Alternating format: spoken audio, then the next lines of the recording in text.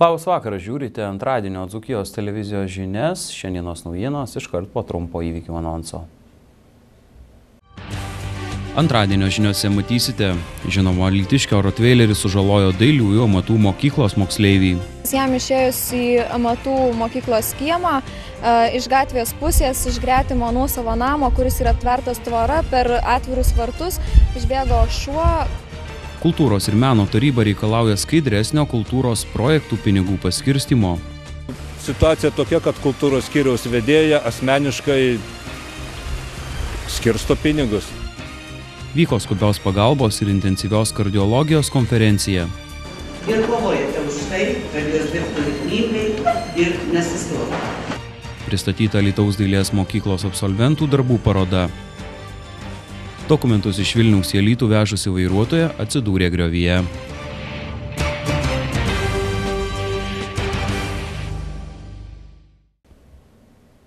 Šiandien po pietų žinomo alytiškio rotveilerių veislės šuo sukandžiojo Dailiųjų amatų mokykloje besimokantį moksleivį.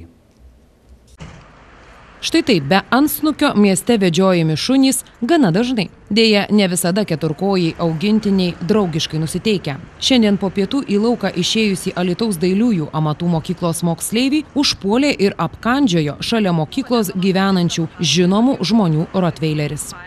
Kaip pasakojo pats nukentėjusysis, jam išėjus į amatų mokyklos kiemą, iš gatvės pusės, iš gretimo nuosavo namo, kuris yra aptvertas tvora, per atvirus vartus išbėgo šuo, kuris jį puolė. Na ir stengdamasis apsiginti nuo šuns, jis atsuko jam nugarą. Tuo metu šuo jam kando 2 kartus į nugarą, jis buvo suplėšyti marškinėliai bei apdraskytas visas šonas. Pačio nukentėjusiojo pasakojimais nukentėjusysis pats pasiskambino policijai, o nuo šuns, galima sakyti, išgelbėjo pati šuns savininkė, kuri išėjusi į kiemą šunį šaukė kelis kartus, kol jisai atsitraukė nuo vaikino ir parbėgo pas save į kiemą. Policijai atvykus, pareigūnai iškvietė medikus, kurie jį išsivežė į ligoninę. Už tokią augintinio nepriežiūrą žinomiems alytiškiams gresia nemalonumai. Daina Baranauskaitė, Mantas Radvilavičius, Dzūkijos televizija. Šiandien Alytaus kultūros ir meno taryba miesto vadovams įteikė rezoliuciją, kurioje reikalauja skaidresnio kultūros sričiai skirtų pinigų paskirstymo. Alytaus kultūros ir meno taryba pasipiktinusi. Esą jau kelis dešimtmečius Dzūkijos sostinėje neskaidriai ir nesąžiningai paskirstomi kultūros sričiai skiriami projektiniai pinigai. Parengus rezoliuciją, šiandien ji įteikta miesto vadovams, tarybai, administracijos direktoriui. Vėl eilinį kartą yra nelabai skaidriai paskirstytos Litesko lėšos ir mes norime, kad tiesiog vieną dieną būtų imtasi priemonių. Situacija tokia, kad dalis žmonių dalyvauja bendrame konkurse ir gauna 500 000 eurų, o dalis žmonių nedalyvauja konkurse, eina tiesiai pas valdžią ir gauna 6 000 eurų, 10 000 eurų. Ir tai nėra labai sąžininga ir nėra labai skaidru. Ir mes manome, kad ši praktika turi nustoti gyvuoti. Alytaus kultūros ir meno taryba miesto vadovų prašo imtis visų įmanomų priemonių, kad, kol nebus patvirtinta nauja kultūros projektų finansavimo tvarka, bei Alytaus miesto kultūros politikos nuostatai, kultūros projektams finansuoti skiriamos lėšos būtų skirstomos nepažeidžiant lygiateisiškumo principo. Šiuo metu situacija tokia, kad kultūros skyriaus vedėja asmeniškai skirsto pinigus, kam patinka ir kam ne. Mums atrodo, kad tai turėtų būti kitokia forma. Turint galvoje, kad Lietuvoje šiuo metu pagal kultūros gaires, kultūros politikos gaires, apskritai yra stengiamasi atskirti kultūrą nuo politikos, nuo politinių sprendimų, nuo to, kad sprendimus priima daug metų dirbantis valdininkai, o Alytuje viskas vyksta taip, tarsi čia būtų gilus sovietmetis. Daina Baranauskaitė, Mantas Radvilavičius, Dzūkijos televizija. Alytaus miesto teatre rinkosi Lietuvos kardiologai, profesoriai, mokslininkai bei kiti medikai, kurie dalyvavo skubios pagalbos ir intensyvios kardiologijos konferencijoje. Plačiau apie tai Viktorijos Daugelienės parengtame reportaže. Alytaus miesto teatre vyko skubios pagalbos ir intensyvios kardiologijos konferencija. Jos atidaryme dalyvavo Lietuvos Respublikos sveikatos apsaugos ministrė Rimantė Šalaševičiūtė, miesto savivaldybės vadovai, Lietuvos kardiologai, profesoriai, mokslininkai bei gydytojai. Ši konferencija vyksta intensyvios kardiologijos temomis, tai yra ūmaus miokardo infarkto gydymo ir kitų ūmių būklių skuboj medicinai. Tai ne tik vien kardiologinės gydymas miokardo infarkto, bet ir kitos skubės būklės, kurios būna grėsmingos gyvybei. Šita konferencija nevyksta jau ne pirmą kartą, jinai 12 kartą vyksta ir įvairiose Lietuvos vietose. Susirinkusius pasveikino Lietuvos Respublikos sveikatos apsaugos ministrė Rimantė Šalaševičiūtė. Jūs esate tie žmonės, kurie kasdien klausosi pacientų širdžių plakimo ir kovojate už tai, kad jos dirbtų ritmingai ir nesustotų. Ačiū Jums mūsų ir visų pacientų vardu. Konferencijos išvakarėse žiniasklaidoje nuskambėjo toks retorinis klausimas. Ar sustabdysime širdies ligų epidemiją? Žinoma, kad retoriniai klausimai, tai jie nereikalauja atsakymų. Tačiau manau, kad šios konferencijos pranešimai, juose pateiktos pasaulio ir Lietuvos kardiologijos naujovės, praktiniai pastebėjimai, tai bus dar vienas žingsnis pažabojant širdies ligas. Sveikinimo žodį taręs Alytaus miesto savivaldybės meras Vytautas Grigaravičius pasidžiaugė, kad ši konferencija vyksta Dzūkijos sostinėje Alytuje. Aš labai džiaugiuosi, kad ši konferencija vyksta Alytuje, Dzūkijos sostinėje ir manau, kad tai Alytaus medikų darbo pripažinimas. Na, ko gero, ne viena profesija nėra taip susijusi su žmogumi, kaip medicinos darbuotojas, juk jie lydi žmogų visą gyvenimą, nuo pat jo gimimo, jie jį pasitinka, padeda jam išvysti pasaulį ir toliau visą gyvenimą iki to liūdno momento, kuomet žmogus išeina, konstatuoja jo išėjimą, jo materialią, fizinę pabaigą. Jūs suteikėte vilties žmonėms sunkia valandą, jūs darote stebuklus. Konferencija organizuota jau 12 kartą.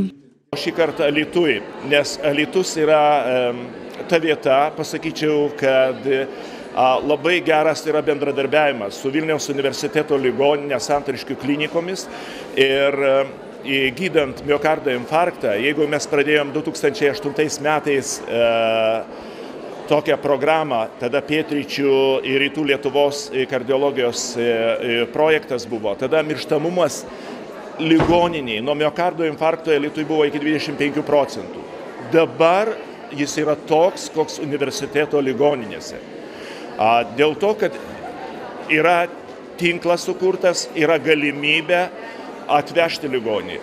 Yra laikomasi tam tikrų vadinamų europinių standartų. Ir šitoj konferencijoje yra labai akcentuojama gydymas įrodymais pagrįstos medicinos. Kaip reikėtų gydyti ligonius. Konferencijoje pranešimus kardiologijos temomis skaitė profesoriai, mokslininkai, gydytojai bei praktikai. Viktorija Daugelienė, Kęstutis Ražanauskas, Dzūkijos televizija. Paskutinėmis gegužės dienomis diplominius darbus gynėsi Alytaus dailės mokyklos moksleiviai. Baigiamųjų darbų gynimas vyko ne tik mokykloje, bet ir Alytaus miesto teatre bei kraštotyros muziejuje. Jau įprasta, jog Alytaus dailės mokyklos mokiniai savo baigiamuosius darbus pristato ne tik mokykloje, bet ir kitose miesto erdvėse. Diplominių darbų gynimas bei jaunųjų menininkų parodos pristatymas vyko Alytaus miesto teatre. Čia eksponuojami 32 moksleivių baigiamieji darbai. Tai jaunų kuriančių žmonių minčių ir idėjų pristatymas, sako Alytaus dailės mokyklos vadovas Redas Diržys. Be abejo, tai yra momentas, kada jie atlieka pirmą darbą visiškai savarankiškai, kuriame bando formuluoti savo pačių mintis. Ne įvykdyti kažkieno tai jiems duotą užduotį, bet patys bando formuluoti savo mintis padedami mokytojų. Jie išsako savo pasaulėžiūrą, savo poziciją. Ir mes tiesiog bandome jiems padėti tai išreikšti. Šitie žmonės, 32 jauni žmonės, nebūtinai bus menininkais, bet jie bus žmonėmis, kurie gali įvairiomis priemonėmis, tame tarpe ir vizualios raiškos priemonėmis gali išreikšti savo mintis. Alytaus dailės mokyklos baigiamosios klasės moksleiviai darbų gynimui pristatė įvairaus žanro kūrinius – tapybos, grafikos, skulptūros, tradicinėmis technikomis atliktus bei eksperimentinio formato darbus. Kalbinti diplomantai sako, jog gynimui pristatytas baigiamasis darbas kol kas svarbiausias jų kūrinys. Iš pradžių tai turėjo būti architektūrinis pastatas, bet nuo pat pradžių matėsi, kad bus neįdomu iš tikrųjų tai. Tai palaipsniui einant šitam dalykui visam dariau ir reikėjo sujungti kažkaip formas, kad jos matytųsi iš visų pusių ir gavosi, kad sujungiau ant vamzdžio. Ir iš pradžių tai atrodė neįdomu, bet ir pačiam buvo sunku apsiprasti, nes buvau tiesiog užsiakcentavęs, kad turiu kažką su architektūra sieti. Bet į pabaigą, darant diplominį darbą, supratau, kas tai ir iš tikrųjų atsipalaidavau ir dariau natūraliai ir gavosi, kas gavosi. Na, iš tikrųjų, kas gavosi? Kaip būtų galima pavadinti šitą kūrinį? Pavadinimas tai santechniko sapnas. Kas būtų, jeigu užkimštum kriauklę gipsu? Tai pats svarbiausias darbas kol kas, nes būdavo ateini į pamokas, darai darbus tiesiog dėl savęs, kad tik tai mokytas mato ir darai atsipalaidavęs. O čia yra visų metų darbas, turi padaryti kuo geriau, kad būtų kuo geresnis pažymys, kuo geresnis įvertinimas ir svarbus darbas tiesiog. Net nežinau, man tai yra mano mielas darbas širdžiai, man labai patiko daryti šitą darbą, buvo originali mintis ir iš tikrųjų, jeigu nemokytoja, tai tikriausiai būčiau prapūlus. Kaip mokinį, nežinau net, kokia buvo mano mintis. Tiesiog gimė tokia mintis ėmiau ir padariau. Kaip matot, vyrauja dvi spalvos, juoda ir balta, tai kaip amžina kova tarp gėrio ir blogio. Taip pat yra ir pilkų atspalvių, kurie reiškia balansą tarp gėrio ir blogio. Alytaus dailės mokyklos mokinių baigiamuosius darbus Alytaus miesto teatre apžiūrėti bus galima iki birželio 12 dienos. Rūta Kašėtienė, Darius Minsevičius, Dzūkijos televizija.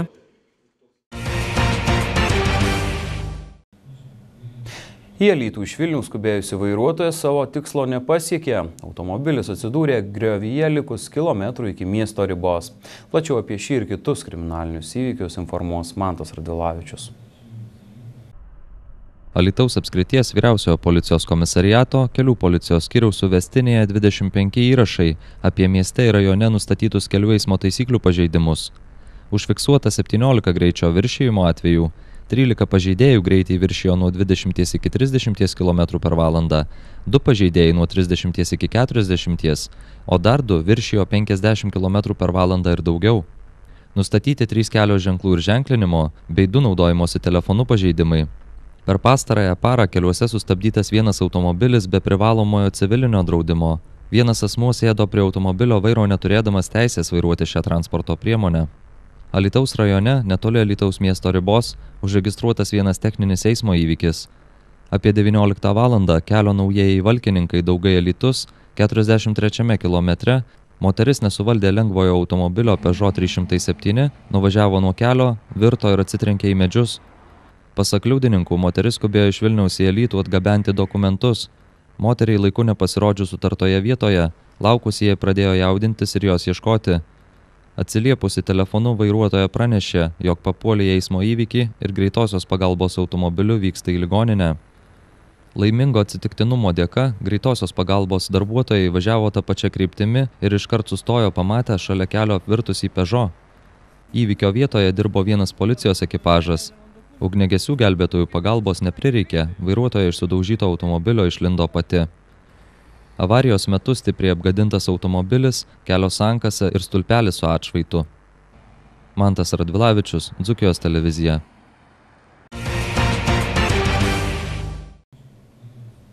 Na ir pabaigai truputis Alytaus miesto savivaldybės informacijos. Alytaus miesto savivaldybė viešojo konkurso būdu išnuomoja negyvenamąsias patalpas esančias adresu Lelijų gatvė 44 Alytuje.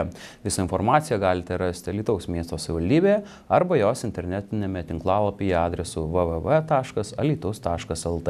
Ačiū, kad žiūrėjot. Viso geriausio.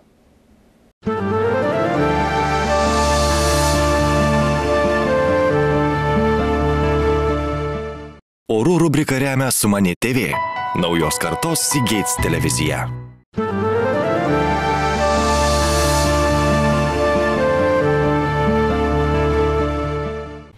Labas vakaras, metas orų prognozėms. Kalendorinė vasara prasidėjo šią metų tarpsnį būdingais orais.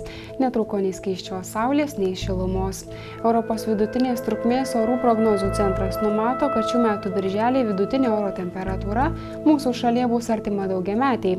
Trečiadienį trumpi lietūs neaplenks Lietuvos, todėl ir vėl didesnėje šalies dalyje iš pilkesnių debesų pabirs lietaus lašai. Kai kur didesnė tikimybė pietrytiniuose rajonuose tikėtina išgirsti ir perkūniją. Pūs vidutinio stiprumo pietų-pietvakarių vėjas 3–5 metrų per sekundę greičiu. Naktis bus labai šilta. Artimiausią naktį Alytuje, Kaune ir Vilniuje bus 12, Klaipėdoje 14 laipsnių šilumos. Trečiadienio dieną Alytuje termometro stulpelis pakils iki 16, Kaune iki 17, Vilniuje iki 21, Klaipėdoje iki 19 laipsnių aukščiau nulio.